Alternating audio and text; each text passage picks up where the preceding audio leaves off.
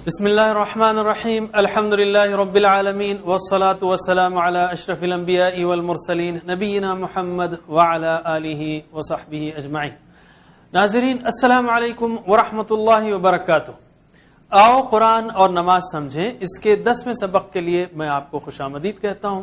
اس میں ہم سورۃ الاخلاص سیکھیں گے، گرامر میں امر و نہی کے صیغے سیکھیں گے اور 2 نئے الفاظ، ویسے پرانے اور بھی الفاظ ہیں، 2 نئے الفاظ جو قرآن میں 432 بار آئے ہیں۔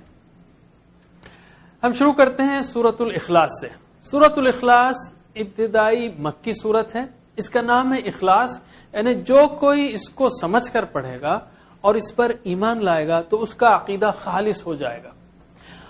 اور یہ سورت لوگوں کے سوال کے جواب میں نازل ہوئی کہ لوگ پوچھا کرتے تھے کہ آپ کس معبود کی طرف بلاتے ہیں، کس کی عبادت کی طرف بلاتے ہیں، تو اللہ تعالیٰ نے یہ سورت نازل کی۔ یہ سورت بہت فضیلت والی ہے، اس کو آپ اس لیے مت پڑھا کیجئے کہ چھوٹی سورت ہے جلدی سے نماز پڑھیں گے، بلکہ اس کی فضیلت کو یاد کرتے ہوئے، اس کی اہمیت کو ذہن میں رکھتے ہوئے پڑھیے۔ یہ سورت 1 تہائی قرآن کے برابر ہے، اور اللہ کے رسول صلی اللہ علیہ وسلم کی سنت ہے کہ آپ ہر فرض نماز کے بعد 1 بار اور مغرب اور فجر کے بعد 3 بار، یعنی سلام پھیرنے کے بعد 3 بار اس سورت کو پڑھا کرتے تھے۔ اور آپ مغرب اور فجر کی 2 سنتوں میں بھی اس کو پڑھتے تھے، یعنی دوسری رکعت میں، اور آپ اس کو دعوت کے میدان میں بھی پیش کر سکتے ہیں کہ معبود کون ہو سکتا ہے۔ یہ ایک بہترین کسوٹی ہے جو بتاتا ہے کہ معبود کی صفات کیا ہونی چاہیے، یہ ایک سچا معبود کیسا ہوتا ہے۔ تو آئیے ہم شروع کرتے ہیں اس سورت کو۔ اعوذ باللہ من الشیطان الرجیم، بسم اللہ الرحمن الرحیم۔ قل هو اللہ احد، قل یعنی کہہ دیجئے وہ اللہ ایک ہے۔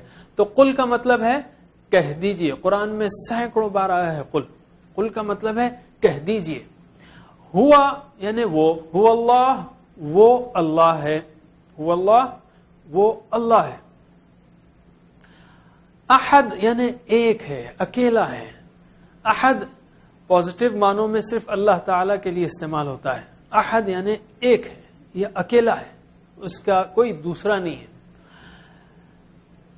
آپ کو یاد ہے ہم نے کہا تھا کوئی بھی صورت کو زندگی میں لانا ہو، قرآن سے تعامل کرنا ہو، یعنی انٹریکشن کرنا ہو، قرآن کی آیتوں کو زندگی میں لانا ہو، تو اس کے لیے 4 سٹیپس بہت اہم ہیں: دعا، احتساب، پلان اور تبلیغ۔ دعا، احتساب، پلان اور تبلیغ۔ ہم نے پڑھا ابھی قل هو اللہ احد۔ اس آیت کو ہمارے اپنے وجود میں، ہماری زندگی میں لانا ہے تو کیا کریں گے؟ پہلے تو ہم سمجھیں اس کو کہ اللہ اکیلا ہے، یعنی اللہ کی ذات میں کوئی شریک نہیں، اس کی کسی سے رشتہ داری نہیں۔ اللہ کی صفات میں کوئی شریک نہیں، یعنی کوئی غیب کو نہیں جانتا، کوئی اس کے جیسا سن نہیں سکتا، کوئی اس کے جیسا دیکھ نہیں سکتا، کوئی اس کے جیسا مدد نہیں کر سکتا۔ اللہ کے حقوق میں کوئی شریک نہیں، یعنی اسی کی عبادت ہو، اسی کے سامنے سر جھکے، اور اللہ تعالیٰ کے اختیارات میں کوئی شریک نہیں، یعنی اسی کا قانون چلے۔ توحید یہ 4 ایریاز میں، ذات میں، صفات میں، حقوق میں اور اختیارات میں، یہ سارے میں اللہ تعالیٰ ایک ہے، اور ان سارے پہلوؤں سے ہم کو یعنی اپنی زندگی میں اللہ تعالیٰ کے ساتھ اس طرح کا معاملہ کرنا چاہیے۔ یعنی ہم دعا، احتساب، پلان، تبلیغ جب کہہ رہے ہیں تو ہم دعا کر سکتے ہیں کہ اے اللہ مجھے صرف تیری ہی عبادت کی توفیق دے۔ احتساب کر سکتے ہیں ہم کہ کتنی بار نفس کی بات مانی۔ اللہ تعالیٰ نے کہا قرآن میں افرأیت من اتخذ الہہ ہوا، کیا تم نے دیکھا اس شخص کو جس نے اپنے خواہش نفس کو الہ بنا لیا، معبود بنا لیا۔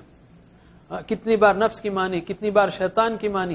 اللہ تعالیٰ نے کہا کہ شیطان کی عبادت نہیں کرنا، اللہ تعبد الشیطان۔ کیوں مانی؟ خراب دوستوں کی وجہ سے، خراب چیزوں کی وجہ سے، انٹرنیٹ، ٹی وی، موبائلز، اگر اس کا خراب استعمال کر رہے ہیں تو اس کو ہٹائیے زندگی سے، دوستوں کو ہٹائیے، احتساب کیجئے، پلان بنائیے خالص اللہ تعالیٰ کی عبادت کا۔ اور قل ہے یعنی تبلیغ کیجئے، تو ہم کو بھی بہترین انداز سے حکمت کے ساتھ تبلیغ کرنا ہے ساری دنیا تک کہ اللہ تعالیٰ ایک ہے، اسی کی اکیلے کی عبادت ہونی چاہیے۔ چلیے پریکٹس کیجئے۔ قل کہہ دیجئے، ہوا اللہ احد، ایک ہے۔ قل هو اللہ احد، کہہ دیجئے وہ اللہ ایک ہے۔ اللہ الصمد، اللہ بے نیاز ہے. صمد کا مطلب ہے بے نیاز, یا دوسرا معنی سمجھانے کے لیے سب اس کے محتاج ہیں, وہ کسی کا محتاج نہیں. صمد یعنی سب اس کے محتاج ہیں, وہ کسی کا محتاج نہیں. تصور کیجئے, میں نے کہا تھا کہ تصور اور احساس اور دعا, یہ تینوں چیزیں کم از کم یاد رکھیں. وہ سارے بڑے چارٹ میں جو ہم نے آپ کو شروع میں بتایا کہ دعا, احتساب, پلان, تبلیغ, اور اس سے پہلے ہمارا تعلق قرآن سے راست ہے, ڈائریکٹ ہے, پلانڈ ہے, پرسنل ہے, ریلیونٹ ہے, تو ہم کو سمجھنا چاہیے فہم, توجہ اور تصور اور احساس. کم از کم تصور, احساس اور دعا کو یاد رکھیے, تین چیزوں کو.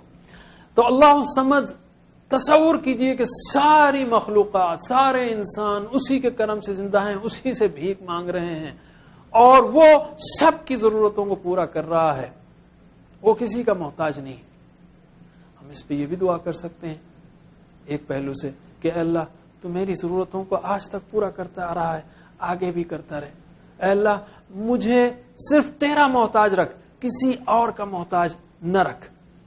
تو ایک بار پریکٹس کیجئے, اللہ الصمد, اللہ بے نیاز ہے. بہت سمپل ہے. لم یلد ولم یولد. لم کا مطلب ہے ڈڈ ناٹ. لم یلد یعنی نہیں اس نے جنا. لم کا مطلب ہے نہیں, یلد اس نے جنا. لم کا مطلب ہے نہیں, یلد اس نے جنا, اس نے پیدا کیا, کسی کو جنم دیا. لم اور لن بہت اہم الفاظ ہیں قرآن میں اور بہت زیادہ بار آئے ہیں. لم کا مطلب ہے ڈڈ ناٹ, پاسٹ کا نہیں ہے, یہ ماضی کا نہیں ہے, یہ ماضی کر دیتا ہے. لم یعنی ڈڈ ناٹ, اور لن یعنی ول ناٹ. لن یعنی ول ناٹ, نہیں ہوگا, ہرگز نہیں ہوگا, لن ہے یہ. اور لم جو ہے ڈڈ ناٹ ہے. لا مطلب نہیں, لم مطلب نہیں, لن مطلب نہیں, ما مطلب نہیں, کئی الفاظ ہیں عربی زبان میں. بہرحال لم یلد نہ اس نے جنا, ولم یولد, و یعنی اور, لم یعنی نہ, یولد جنا گیا, اور نہ ہی وہ جنا گیا, یعنی وہ اس کو کسی نے جنم نہیں دیا, وہ کسی کا بیٹا نہیں ہے. رواں ترجمے میں ہم کہتے ہیں نہ اس کی کوئی اولاد ہے اور نہ وہ کسی کی اولاد ہے, یا he did not beget and nor is he begotten. تو ولم یولد اور نہ ہی وہ جنا گیا. یلد اور یولد جو مادے سے بنے ہیں اسی مادے سے الفاظ جو نکلتے ہیں اردو میں, والد, والدہ, والدین, اولاد, ولادت, میلاد, یہ سارے الفاظ اسی یلد اور یولد سے ہے. یلد ایکٹیو وائس ہے, یلد اس نے جنا, اس نے جنم دیا. یولد جو ہے پیسیو وائس ہے, وہ جنا گیا, وہ جنا گیا. لم یلد ولم یولد, نہ اس نے جنا اور نہ وہ جنا گیا. اولاد کس لیے ہے؟ انسان تھک جاتا ہے, اکیلا پن محسوس کرتا ہے تو بچے اس کو بہلاتے ہیں. انسان بوڑھا ہو جاتا ہے تو بچے اس کا سہارا ہوتے ہیں. انسان مر جاتا ہے تو اولاد اس کا ورثہ اور اس کا کام اور نام جاری رکھتی ہے. اللہ تعالیٰ ان ساری کمزوریوں سے پاک ہے, وہ ہمیشہ سے ہے, ہمیشہ رہے گا, اس لیے اس کو اولاد کی کیا ضرورت ہے, اس کو اولاد کی ضرورت نہیں ہے. لم یلد ولم یولد ہمیشہ سے ہے. ٹائم اسکیل پر سوچیے, آپ پیچھے چلے جاتے جائیے, اور فیوچر میں بھی ہمیشہ سے, ہمیشہ. کیسا عظیم اللہ تعالیٰ ہے وہ. اس آیت کو پڑھتے ہوئے یاد رکھیے کہ اس پیغام کو 150 کروڑ عیسائیوں تک پہنچانا ہے ہم کو, جو یہ غلط عقیدہ رکھتے ہیں کہ عیسیٰ علیہ السلام اللہ کے بیٹے ہیں. حکمت سے پہنچانا ہے, محبت سے پہنچانا ہے, طریقے سے پہنچانا ہے کہ دیکھو اللہ تعالیٰ کا بیٹا نہیں ہو سکتا. تو پریکٹس کیجئے. لم یلد ولم یولد, لم یلد نہ اس نے کسی کو جنا, ولم یولد اور نہ وہ جنا گیا. پھر سے لم یلد نہ اس نے کسی کو جنا, ولم یولد اور نہ وہ جنا گیا. لم یلد ولم یولد نہ اس نے کسی کو جنا اور نہ وہ جنا گیا. ولم یکن لہ کفوا احد.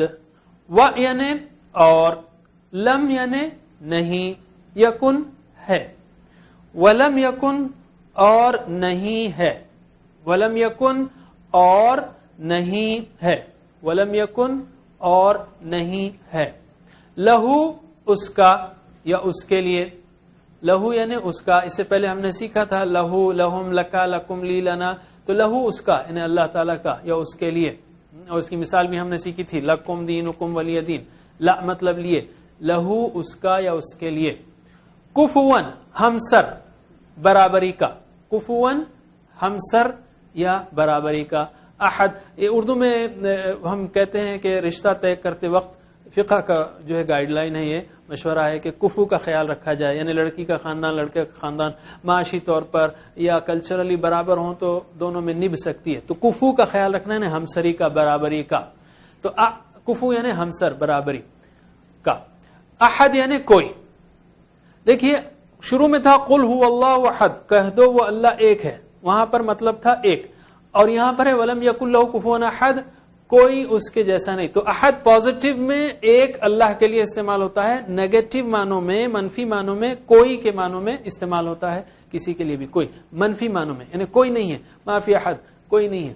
تو ولم یکن لہ کفوا احد اس کے جیسا کوئی نہیں ہے، اس کی برابری کا کوئی نہیں ہے. تو دل میں اس کی عظمت ایسی چھا جائے کہ اللہ تعالیٰ کے برابر کوئی بھی دور دور تک نظر ہی نہ آئے، نہ اس کی ذات میں، صفات میں، حقوق میں، اختیارات میں، چاروں ایریاز میں کوئی اس کے برابر نہیں ہو سکتا. کیا تو احتساب بھی کر سکتے ہیں ہم، اے اللہ دعا کر سکتے ہیں کہ اللہ میرے ذہن میں تیری عظمت بٹھا دے، اور پھر احتساب کر سکتے ہیں ہم کہ کیا میرے ذہن میں کوئی اور بھی ہے جس سے میں ڈرتا ہوں، کسی اور سے امید ہے، کسی اور سے کو جو ہے کام کرنے والا سمجھتا ہوں. پریکٹس کیجئے. وَلَمْ يَكُنْ اور نہیں ہے لَهُ كُفُوًا أَحَدٌ وَلَمْ يَكُنْ لَهُ كُفُوًا أَحَدٌ اور نہیں ہے اس کا کوئی ہمسر. ایک صحابی کا واقعہ ہے کہ وہ نماز کی ہر رکعت میں سورہ اخلاص پڑھتے اور پھر کوئی اور سورت پڑھتے. صحابہ کرام نے اس بات کو محمد صلی اللہ علیہ وسلم کے سامنے پیش کیا تو آپ نے ان صحابی کو بلایا، پوچھا کہ تم ایسا کیوں کرتے ہو؟ تو انہوں نے جواب دیا کہ مجھے اس سورت سے بہت محبت ہے. تو اللہ کے رسول صلی اللہ علیہ وسلم نے فرمایا اس سورت سے تمہاری محبت نے تم کو جنت میں داخل کر دیا، تو اس سورت سے محبت کیجیے تو انشاءاللہ اللہ تعالی جنت میں داخل کرے گا. کیسے محبت کریں گے؟ پہلی بات تو توحید کی نعمت کی قدر کیجیے، جو بھی اس کی قدر کرے گا وہ بے انتہا خوشی سے پڑھے گا. دوسری اور ایک مثال دیتا ہوں میں کہ مثلا ہر انسان اپنے ان رشتہ داروں کا جو کسی خاص شان کے ہوں، کوئی نوبل پرائز ونر ہو یا کوئی بہت بڑا فٹ بال کا سٹار ہو یا کرکٹ کا سٹار ہو یا بہترین سائنسداں ہو، جو بھی ہو، اگر اس کے رشتہ داروں میں پڑوسیوں میں موجود ہو تو کسی نہ کسی نے بہانے بات چیت میں وہ ضرور ذکر کرے گا کہ دیکھو بھائی میرا بھائی ہے نا وہ ایسا ہے، میرا والد ہے نا وہ ایسے، میرا چچا ہے نا ایسا ہے، میرا پڑوسی ہے نا وہ ایسا ہے، وہ بھی خوشی سے ذکر کرے گا. تو یاد رکھیے اللہ تو میرا خالق ہے، رازق ہے، رب ہے، محبوب ہے، سب سے بڑھ کر محسن ہے، وہ ہم سب سے 70 ماؤں سے زیادہ محبت کرتا ہے. پھر کیوں نہ میں اس کا ذکر بار بار ذکر کروں، محبت سے کروں کہ میرا رب تو ایسا ہے کہ اس کے جیسا کوئی نہیں. وَلَمْ يَكُنْ لَهُ كُفُوًا أَحَدٌ نہ تھا نہ ہوگا. کوشش کیجئے کہ اس سورت پڑھتے ہوئے دل پورا اللہ تعالیٰ کی عظمت سے بھرا رہے. اس کے ساتھ ساتھ اس توحید کو پھیلانے کے پلانز بھی بنائیے. ناظرین اب ہم لیتے ہیں ایک چھوٹا سا بریک، انشاءاللہ پھر حاضر ہوں گے. والسلام علیکم ورحمۃ اللہ وبرکاتہ.